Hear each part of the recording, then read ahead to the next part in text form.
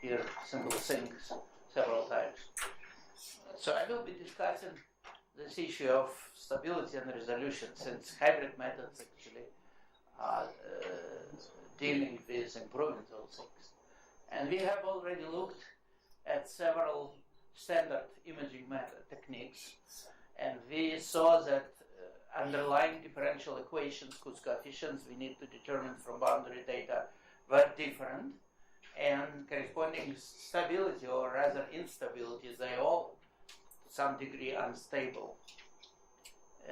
But some of them are rather stable, their instability is mild, and so one can get very, very sharp resolution. And some of them, like EIT or optical tomography, although they are very valuable techniques, and we would want to have better resolution, but there are facts of nature that prevent this. You cannot. Now I will be discussing this issue of stability and resolution. And as I said, we saw that, for instance, these types of thermoacoustic, Tatis thermoacoustic tomography, which is the first of hybrid methods we have encountered. So they all rather stable with respect to data errors, and this allows us to get sharp pictures. And actually there is some, it's not immediately clear that resolution and stability means that are related closely, so I will mention this somewhat later. And optical and tomography, electrical impedance or conductivity imaging are very unstable, and that's why they produce blurred pictures, although blurred pictures sometimes also decide between life and death in medical applications. And we want to understand why is that. So what is the reason? Is there any way to look at those problems and to tell which ones will be more stable, which will be less, and what's the cause? And it happens that the answer happens to be yes, and it's possible to do this. But let us first talk about elementary things. As you have already heard, there is this notion of well-posed and ill-posed problem. Well-posed by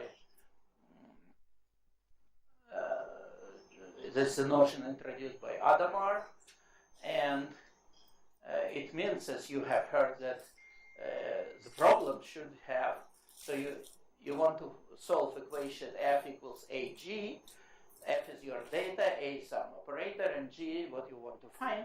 If there is solution, unique solution, and the solution depends continuously on the data. I doubt that Adamar actually claimed that you should never touch, even with 10 feet pole, ill-posed problems, which break this. So otherwise, this ill-posed problem. I don't think Adamar ever said this. In particular, since Adamar also worked, he was a great mathematician and did fantastic work in many areas, including in complex analysis. But in complex analysis, terribly unstable problems are very common, namely analytic continuation. Everyone knows that analytic functions are rigid, so if you know a small piece of your function here, it determines your function everywhere. But if I give you this piece of your function here and ask you find its value at this point, you won't be able to do this. It's very unstable. It's as unstable as, for instance, electrical impedance tomography. So Adamar worked on problems like this. So I don't think that he thought that it was ridiculous to work on ill-posed problems. But the whole field of inverse problems deals with ill-posed ones. So that's our life. We have to do this. Okay, so let us talk about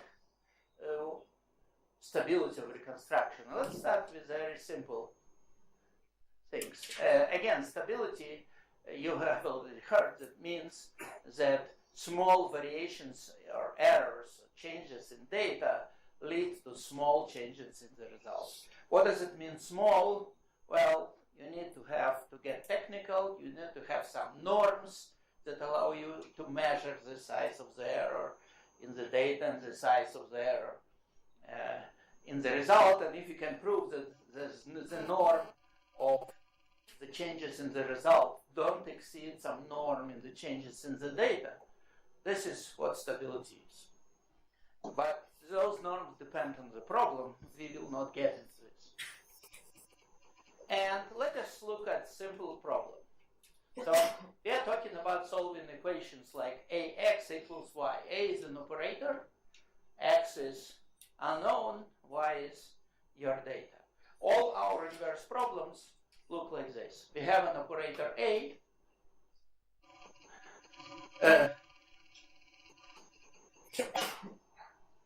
Well, all problems look like this. You have some unknown, you have some operators that produce your data, you have to recover unknown.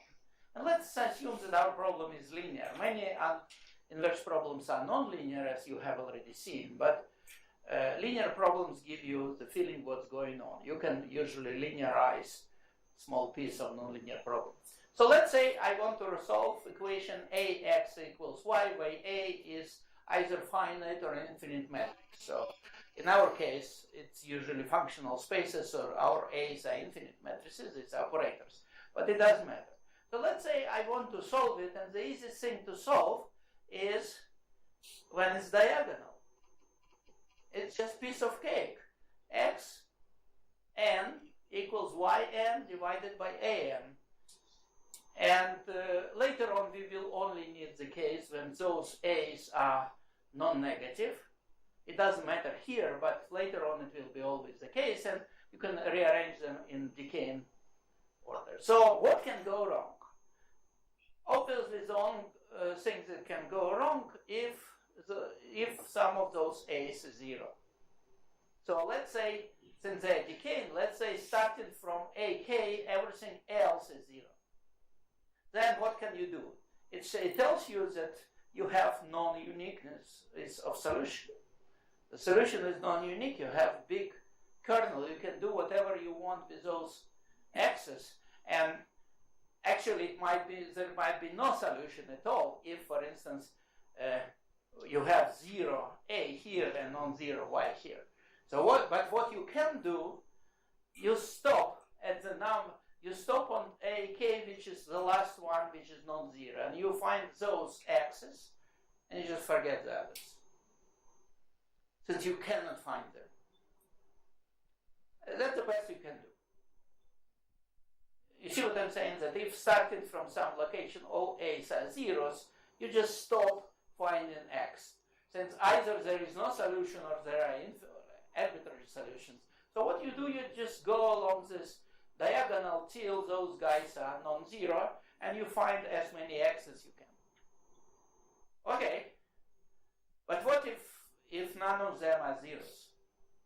In our cases, usually all the problems we look at, they don't have a kernel. They have unique solution. So what if this diagonal, so again, the conclusion is that don't try to determine x where a is 0. It will not work. Okay, but assume now that those ak plus 1, I should be k plus 1, k plus 2, etc., they are not identically 0, but they are very small. The idea is that you still should stop here. And you have heard in the previous lectures that the problem is that if you try to dividing by small, very small numbers is a big numerical no-no, since relative errors blow up completely, and so you don't want to divide by very small numbers. So essentially, if in this diagonal matrix there is a starting from some number, and you see I arrange them in decaying order, it's convenient, and if one is very small, all others are very small, what should you do? You do exactly the same. You stop at this moment. You don't try to determine the values of x which correspond to very small diagonal entries. Since if you try to do this, it will introduce huge error. So even small errors in those y's can produce enormous errors in your solution. But till those A's are not very small, you can safely find X. So what you do, you restrict yourself, although theoretically, like in pure math, you can solve the system no problem. Practically, you don't want to do this. You stop at the moment when those diagonal entries become very small. And what does it mean very small? It's certainly questionable, but the idea is that now if you have, let's say in our case, we will deal with operators which are infinite matrices, or if you discretize them, very large matrices. Small means that they go to zero. In all our problems, those A's will be going to zero. But they can go to zero with different speed. For instance, those A's can decay as 1 over their index. It's not very fast decay. This means that those A's don't get too small for sufficient length of time. And you can find quite a few X. But if they decay like this index, like 1, 2, 3, to the power of minus 10, then very quickly you find those zeros, you can determine X. What if they decay faster than any power of the index? Then you are in big trouble. And heaven forbids if they decay exponentially or worse than that. This means the faster they decay, the less you can determine. So you can determine a few values, and you should stop after that, since if you try to do further, you will only destroy your result. Now, in applications in tomography, practically always, those terms correspond essentially to Fourier expansion terms. And this order, there is no law of nature why it should be like that, but in all tomographic problems it is the case. So essentially it says that if you have a very unstable problem, which means that those A's decay very fast, what you can recover only few lower harmonics and forget higher frequencies. Now, if you probably all know that if you forget high frequencies, you get very blurred image. That's why you have low resolution. It's what I was saying was about instability, but since oh, come on.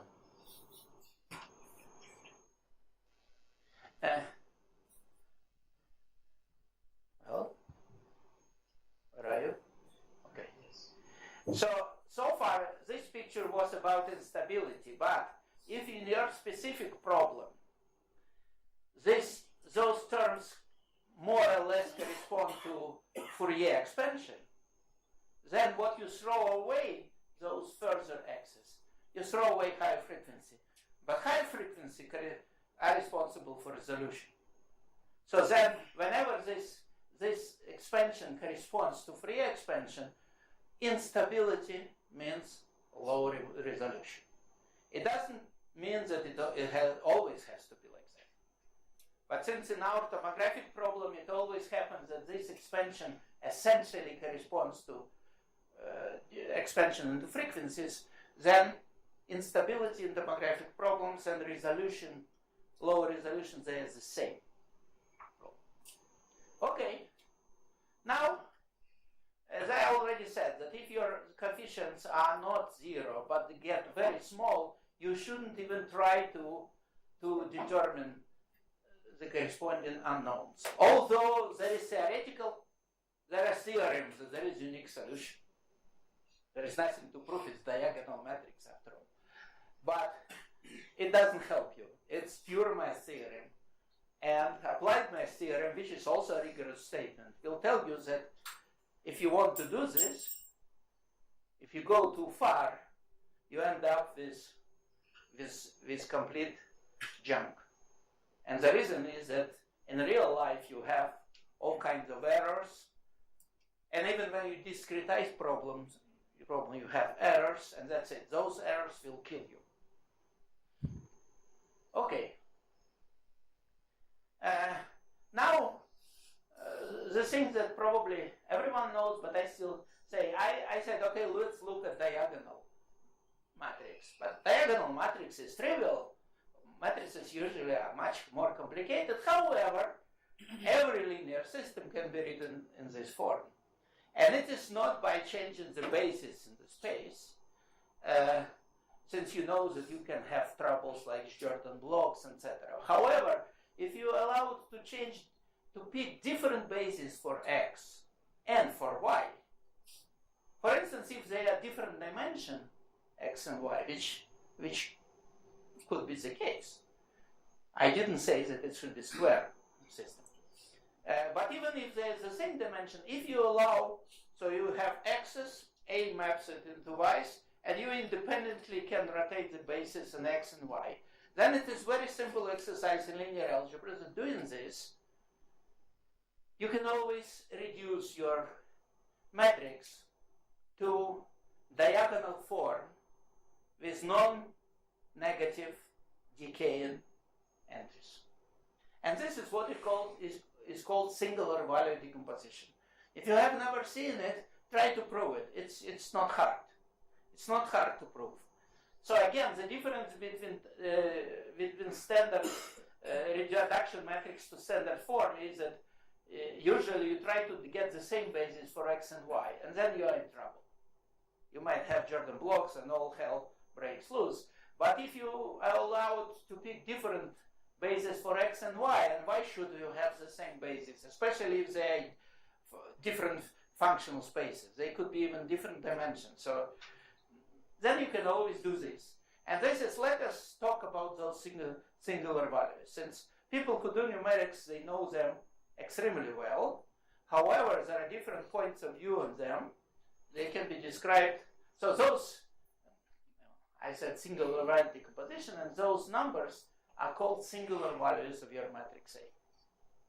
Singular values. And then we conclude that in order to understand our tomographic problem, whether it's stable or not, and can be done with high resolution or not, we need to know how fast those singular values go to zero. They will always go to zero in their problem. Don't have doubts about this. But CT scan pictures show you such a wonderful resolution, which means that instability is not bad. You can go very far recovering those axes before you have to stop. Okay, so let me spend some time on those singular values. So again, the theorem is that you can always reduce to this system. And again, as I said, when those singular values go to zero fast, you have bad instability. Again, they will go to zero always. If they go to zero slow, you will be able to get good pictures. If they go to zero very fast, you have bad luck. Okay, let us talk about them. How do you find those singular values? There are two important ways to represent them. One is the spectral. So this is just a formula. You take your matrix, you multiply by its adjoint. You take eigenvalues of this. This is non-negative matrix now. You take eigenvalues and take their square roots. Well, again, it's not hard. If you know the answer, it's easy to prove this. It's simple linear algebra exercise. However, it doesn't look like very transparent thing to do in our tomographic problems. We will have to multiply by adjoint, find the spectrum, take square root, who knows what will happen. There is a different interpretation of those. And it's approximation of representation. Namely, the k plus first eigenvalue, the k plus first singular value of a matrix or operator in Banach space A is its distance to the operators of dimension k. You see, even in infinite dimensional space, you can have 1, 2, or 3 dimensional operators whose range is 1 dimension, 2, or 3. So if you take your operator A and look at the closest to it in operator which has dimension k, I claim it's exactly as k plus 1. And let me give you a hint. It's again, it might look mysterious, but it's a very simple statement. Simple, easy to prove. And by the way, I will not give you the proof, I will just give you the hint. And if you insist on me giving the proof, so here is the short for you. If you want proof, I give you. I have collection of my t-shirts for many different topics. So imagine that you already use SVD, so your operator already is of this form.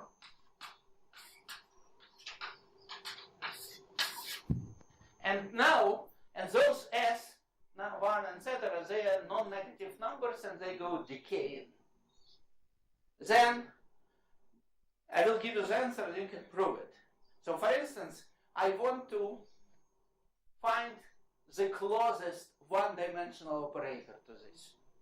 It's the same, it doesn't matter whether it's finite dimensional or infinite, it's the same. So I claim the closest is this operator. Just keep the first line. This operator has one-dimensional range. Only this coordinate is not zero. All others. If you subtract this from that, you will have that what will remain. And since it's diagonal and S2 is the biggest one, the norm of the difference will be exactly S2. The question is, maybe I can make better choice. Why did I pick this one-dimensional operator? And this linear algebra exercise to prove that this is the best you can do. If you don't choose this, you can only increase the distance. Now, if you want to approximate by two-dimensional operators, here is your operator, first two rows. And the distance is S3, and you can prove that you cannot do better. And this is important interpretation that we will use. It will help us to understand instability just like that, by approximation. Okay, so I already said this. Oh, okay. And I give you some examples. For instance, one can prove that if those singular values are just bounded, nothing else, you can conclude that the operator is bounded, it's equivalent. If the fact that singular values go to zero, it's equivalent to the operator being compact. And you remember, von Harrer told you that we inverting compact operators. So we always have Sk going to zero, but the question is what speed? Well, this thing is not always true. There are some caveats. It's true in Hilbert space, and I recommend you prove it in Hilbert space. There are weird Banach spaces where it is not true, and which means that where you have compact operators that you cannot approximate by finite dimensional operators. So you don't get this in one direction. But these are weird Banach spaces. You will never see them in your life, and I will use only Hilbert case. So this example how behavior of those singular values is related to the properties of your operator. And so, look, now we already have seen that the faster decay means more instability. So we want to understand what would it mean, for instance, if Sk goes to zero with certain speed. Just going to zero means that it's compact. But for different problems, we saw that stability is different. Some are much stabler than others, which means that Sk goes to zero with different speed. And how can you distinguish? Other classes of operators that tell you that, for instance, Sk goes to zero with certain speed. The answer is yes. And these are so-called Schatten-Neumann classes. If there is anyone who kind of has expertise in operator theory and functional analysis here, you will recognize this. Applied mathematicians, there's no such thing as applied mathematicians. There are good and bad mathematicians. If you have dealt with operator theory sufficiently, you will see that you will encounter those classes of operators. And let me tell you what they are. So I will be talking about Hilbert space or any kind of reasonable Banach space. So what are Schatten-Emmett classes?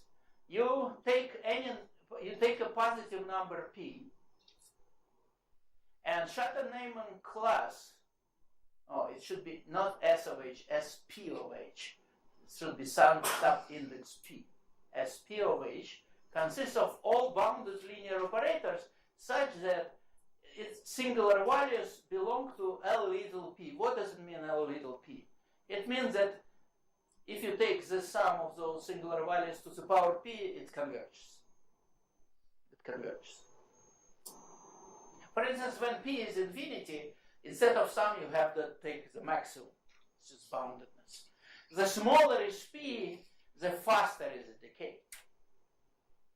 The smaller p, the faster is the decay. And that's exactly what we want. The class SP, if you know to which class SP your operator belongs, you know how fast the singular values go to zero.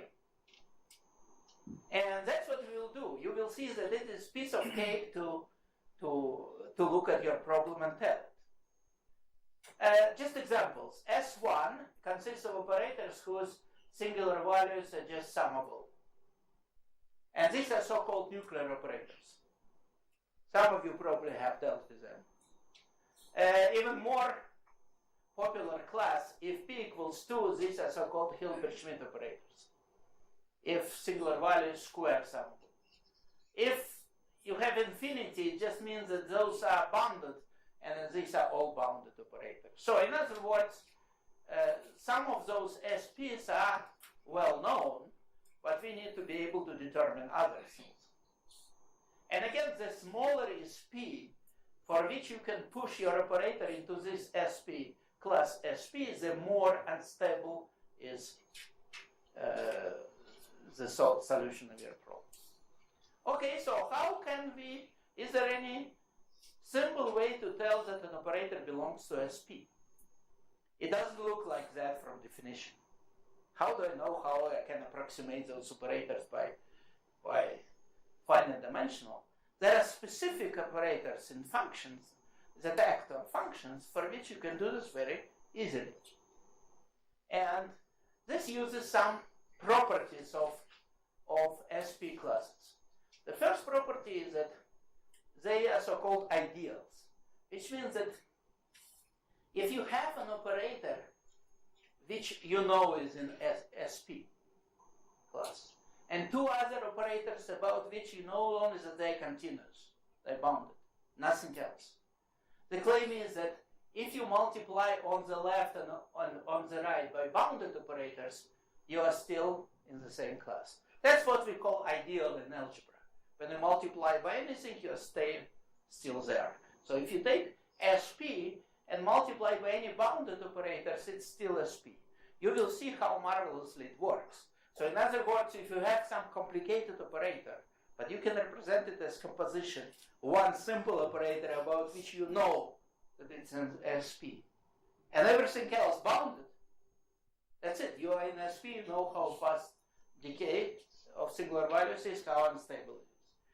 So let me give you an example, and that's the main example. You can think of that we are in n-dimensional space, and we have a bounded domain. Or if you want to be sophisticated, you can think that it's Riemannian manifold or something. But let's say we have domain, bounded domain M, in Rm. Sometimes I would write it as Mn, showing the dimension. And in this domain, you have so-called Sobolev spaces. And mathematicians know what they are, but I will give you a brief definition for engineers and others. What is a Sobolev space Hs of M?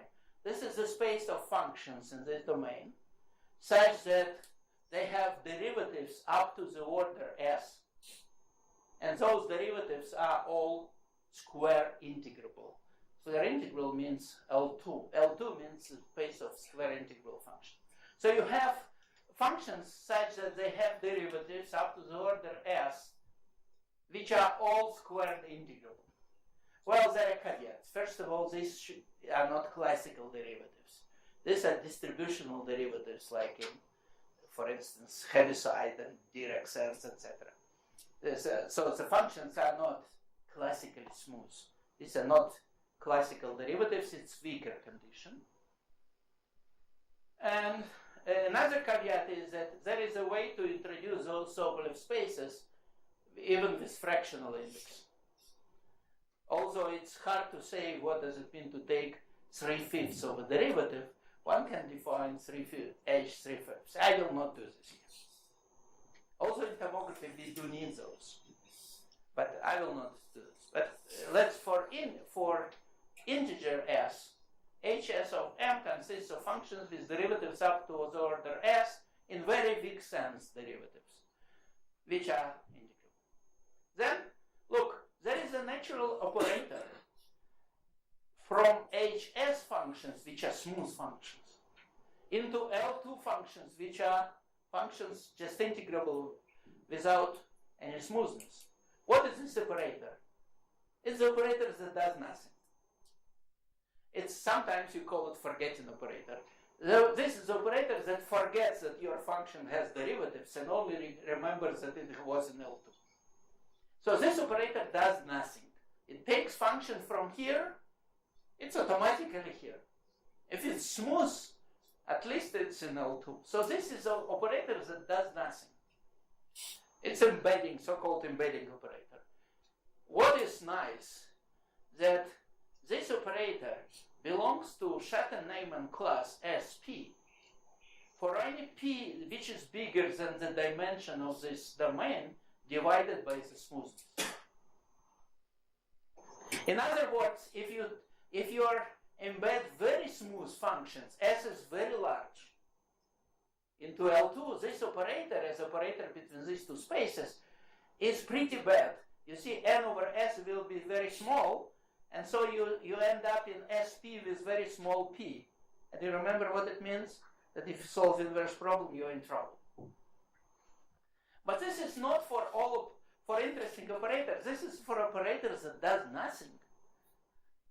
For embedding. But remember I told you that if you have one operator, which you know in SP, then you apply any bounded operators on the right, on the left, do whatever you want, you're still in SP. That's what we will do. And you see, it's a long road to a simple answer that will be easy to use. And by the way, you see this operator is active between two spaces. I didn't introduce SP for operators between two spaces, but it doesn't matter. It's the same definition as in single space. It's actually instructive to try to prove this. And I recommend to prove this embedding theorem.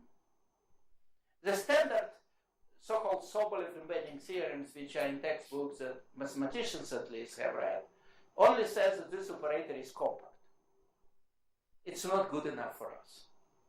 Since compact doesn't tell you how badly compact it is. But this more precise embedding theorem tells you how badly. If the ratio n over s is small, you have bad luck. If the ratio is sufficiently big, it's not a bad problem. So, but I would prove this as follows. Take instead of m circle, take functions of the circle. Then everything can be done in Fourier series.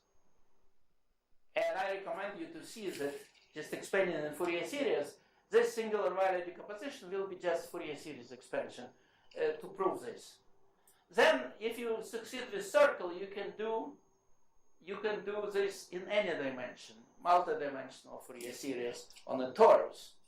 But you can say, okay, well, I don't need torus, I need some domain like this, but you can make it into torus as follows. It's a bounded domain, put it inside of a big box, cubic box, and then fold it. Fold this side here and that here, and what you get, torus. So your domain now sits on the torus, and it would follow from torus. But you don't need to prove this. You will be able to use this result without knowing its proof. Okay. Now, is the punchline about this. Let us have an operator which continuous operator from domain or manifold of certain dimension M into L2 on domain certain dimension N. You see, in tomography, usually these are different spaces. For instance, if your operator is Redon transform, it takes functions on the plane and produces functions on the space of lines. These are different worlds. So I don't need to assume that these are the same.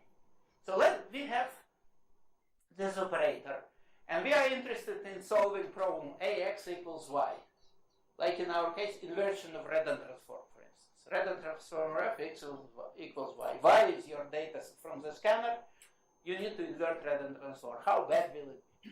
So now, here is another condition. That this operator is what we call smoothing.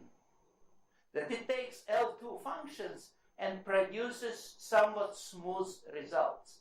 So your input, your image that you don't see, is not smooth. There are different tissues, there are jumps between them. It's even discontinuous function. See what I'm saying? Between bone and soft tissues, there is a jump there. There is no smoothness. But if you discover that after and this is what you get, here it is your tomogram that you don't know, and here is your data that you get. If it happens that your data is somewhat smooth, that's what we call smoothing operator. It takes like discontinuous function and produces, for instance, twice differential function. Then A belongs to SP for P bigger than N over S. Now, I will give a proof, actually. I will give a proof. It's one-liner. But look what it says. These two lines is the punchline for all those instabilities in tomography. That if you see that your original tomogram is never smooth, essentially. You can have discontinuous, piecewise continuous functions. That's maybe the best thing you can have. But your data might be smoother than your image. And you will see that there are cases that the data is smoother. So the smoother the data is, the bigger is S, the worse off you are. Since if S is large, then small values of P push your operator into SP, and we know small values of P correspond to fast decay of singular values. Imagine that you get S equals infinity. If your data is infinitely differentiable, you have extremely bad luck. Any positive P works. Essentially, it means that your singular values decay faster than algebraic, faster than any power. So this is the punchline. You look at your operator, and if you can see that your data that you measure is smoother than original function. Original function never has smoothness. You always have those jumps between tissues, etc. But your data might be smoother. If it's smoother by one derivative, it gets one derivative which the tomogram didn't have. It's bad, but it's not very bad. You can handle this. You can get perfect picture. If it has 10 extra derivatives, well, going gets tough. If it has all the derivatives, infinitely many derivatives, bad luck, no stable reconstruction ever you will achieve. Essentially, infinity will mean that your singular values decay faster than any power. And if heaven forbid you get analytic function, you can prove that singular values decay exponentially. It's even worse. And look what is the test. You only need to know how smooth your data is. So what you measure is much smoother than what you want to recover, it's bad. So this is the theorem that tells you. The proof of the theorem is not very hard, but some mathematics, but using it is like a breeze. Let me prove this statement. And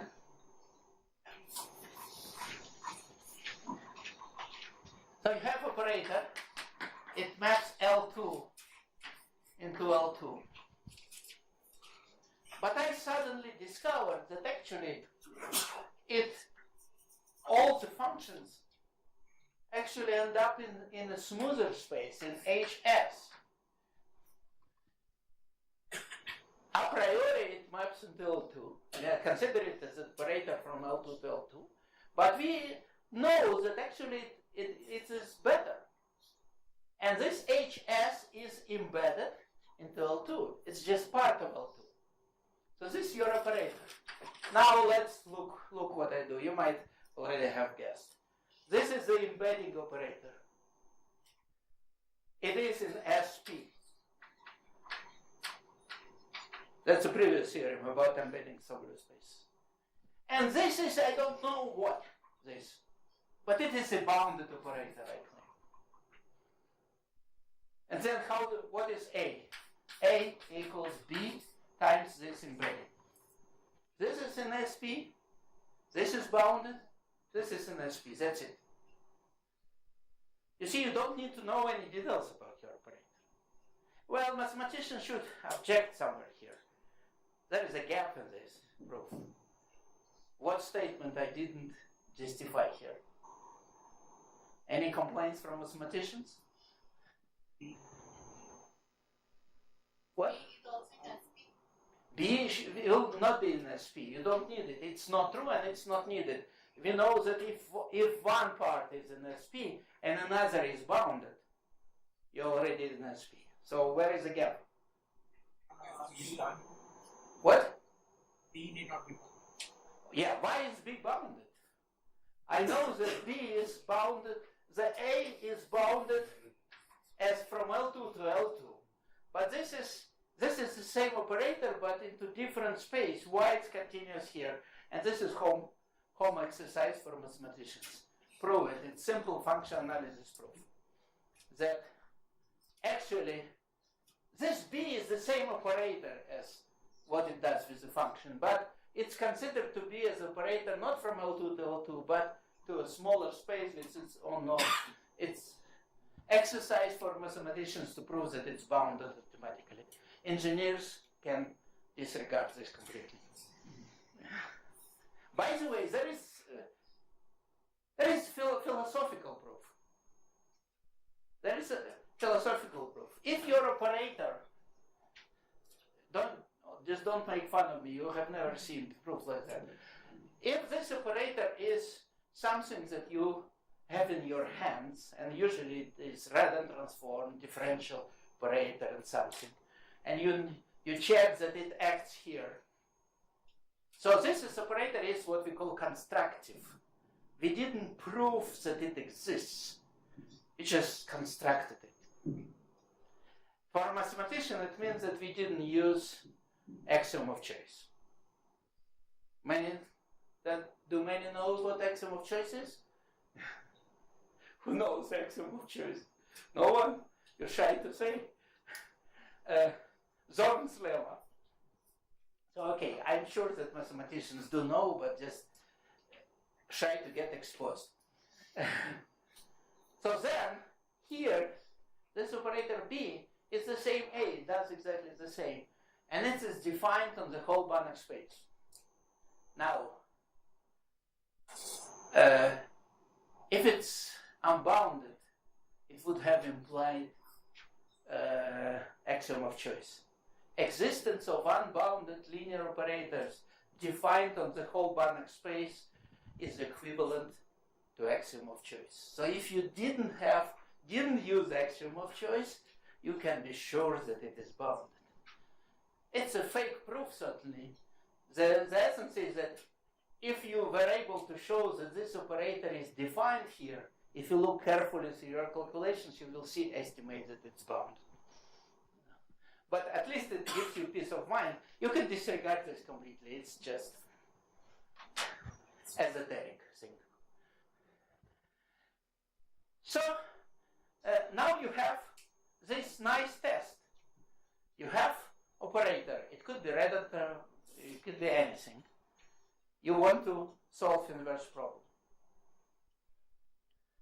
And you need to see whether your data that you measure is smoother than original. It will be always essentially in tomography smoother. But how much smoother?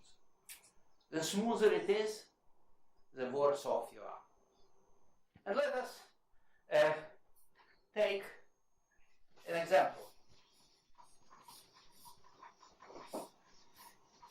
Random transform. Random transform. So what we do, we take function f of x and we integrate it over lines. So f of x goes to integral over line of f of x dx. So this is some function on lines. So now, then what do you think? Is this function g, after this integration, what do you expect? Educated guess. Is it smoother than the original? If you integrate a function, does it get smoother or it gets worse or stays the same? Definitely it gets smoother. By how much? It's a less trivial question. The answer is by 1/2 of the derivative. This function acquires, and I will not explain what it means. It acquires 1/2 of the derivative. It's very little. Now, if you integrate, if for instance you are in 3D and you want to integrate over a plane your function, you get function over planes. Integration over plane you can think as integration over one line and then another. Each of them adds 1/2 of the derivative. So when in 3D, if you integrate function over planes, the result is one derivative smoother than original. It's still almost nothing. That's why CT scanner gives you such wonderful pictures. But now look at this. Now look at our third electrical impedance tomography. So you have an electrical impedance tomography. Here is the equation. That's the equation. And we want to find the electrical conductivity. And what we do, we measure data on the boundary. Everything we measure is on the boundary. What can we measure on the boundary? We can measure the solution, its normal derivative. Everything is on the boundary. Now imagine that sigma is not continuous. Imagine the sigma is like this. This is your boundary. Sigma is like this. It's 1 here and 2 here. When you solve this equation, it's an elliptic equation. Elliptic equations have regularity locally, which means that if you are near the boundary, where sigma has singularities here. Everything that you measure, you do on the boundary. On the boundary, sigma is smooth. Elliptic theory says, if sigma is smooth, solution is C infinity. Everything what you measured on the boundary will be C infinity. Now look what you have. You started with discontinuous sigma, and you collected C infinity data. That's really bad. Since you will be in SP class for any positive P, which means that singular values will decay faster than any power. You see, without any calculations. So what is the reason? The reason is that we measure on the boundary discontinuity sign inside. And in elliptic case, they don't travel. And other equations where singularities do travel, among the classical equations that we have seen, wave equations, singularities propagate. And most probably they will show up on the boundary, and we will see that. And you remember what? The corresponding tomographic methods were good. What about transport equation? Is there a propagation there? Depends on the regime. Let's say no scattering. We actually did this. You remember, we solved transport equation along lines. Everything propagates along line. Whatever was inside will show up on the boundary. That's why CT, scan, SPECT, PET, all those guys are nice. Since singularity don't disappear, they are not equally nice. We only see that in this case, in electrical impedance, and the same in optical imaging, since in optical you just have one more term, and the same bad thing happens, that in optical imaging it is very bad, since you get C infinity data measured from discontinuous tomogram. What I said about propagation singularity only shows that you don't get C infinity data. But how exactly smooth the data is, I didn't tell you. If it's C20, it's already bad. If it has 20 derivatives. I didn't tell you. I only showed you that if singularities all propagate and show up in your measurements, you don't get C infinity. You get something worse. For you, it is better. The idea is recovering bad functions from good data is awful. That's, for instance, deconvolution. In statistics, people do this for living. If you have a function, you convolve it with Gaussian, for instance. When you do this, you get an analytic function. Now you try to deconvolve. Good luck with this. So, this is a very simple. So what I want to convey, that all this stability and stability thing in tomographic problems is about whether singularities inside from your unknown tomogram, from the unknown coefficients could be non-smooth. Does this non-smoothness show up on the boundary? If it doesn't, like here, you see again, analytic equations, smoothness of solution only depends on coefficients near this point. It doesn't care that there was jump over there. It's local regularities here. In wave equation, it's different. You had singularity, it starts propagating, and oops, it shows up in your data.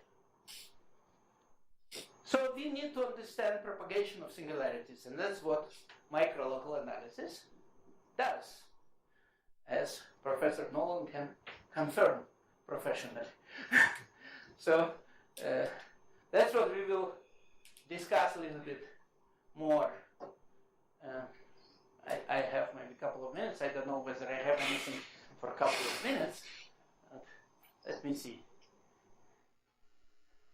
Oh yeah, I don't want to do this now. So I better finish off here. And the lesson is that, you see, after all going through all those hoops with Schatten-Neyman classes, etc., eventually you can forget all this. But you need to know that you have to see how much smoothness your forward operator adds to a function. Your forward operation is what operator is your machine, your scanner. Your scanner gives you this data. So how much smoother the data will be than the original. If it adds a couple of derivatives, it's okay. You expect that if you do things right, you should get good pictures. Well, you can still do things wrong. Even in a good problem, you can do badly. And maybe this is what I will say in 1 minute. So you can say, okay, I determined that I only added my data is smoother by 1/2 of the derivative. It's very mild.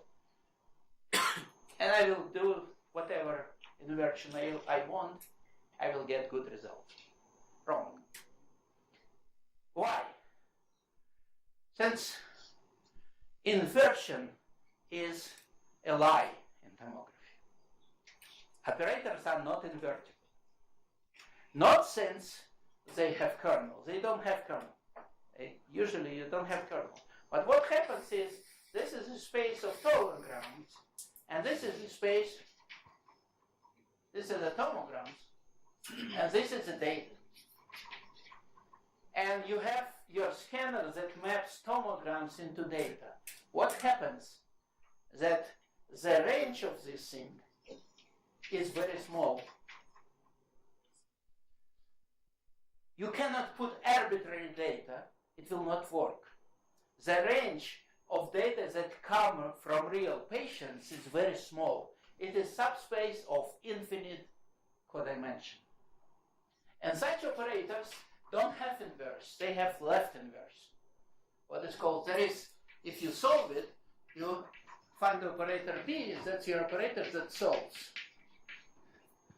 B times A, you take your data, it's A times tomogram, and you apply a reconstruction operator B and you recover tomogram. However, if your operator, it's linear algebra, has very small range, there are many ways to have left inverse. If it were truly invertible, there is only one inverse. If the range were the whole space, there is only one inverse, and no matter what you do, you get the same. Here, the inverse will look as follows. You take your data will never be in the range, since due to errors. This is your theoretical data, but due to your discretization, machine errors, and everything, it will be here. So what can you do? All inversion algorithms do the following. They push it back to the range, and they inverse.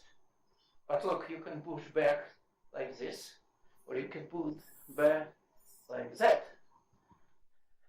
And the results will be drastically different. Due to errors, your data is not in the range of your operator. And therefore, before inverting, all inversions will work as follows. First, sometimes you don't see it in the formula, but it's always there. It pushes it to the range and then inverts. When it's already in the range, there is no choice. There is only one pre-image. But the way you push it to closest, or you are ridiculous and you project on the range like this, you see what can happen. So the different inversion methods, that's why in all those techniques there are many inversion methods. And they are not born equal. If you use something like this, you will have huge errors. If you use something like that, you will do much better. So this means that left inverses are not unique. They are very much non-unique, since the missing dimension is infinite. The infinite dimensional deficiency of the range. Because the choice of how you invert is enormous. That's why you can have different formulas that mathematically on precise data should give you the same result, and you apply them on real data, and one of them gives nice picture, and another gives you complete junk. It can't happen. So it's just a warning with which I finish. Okay, if there are any questions.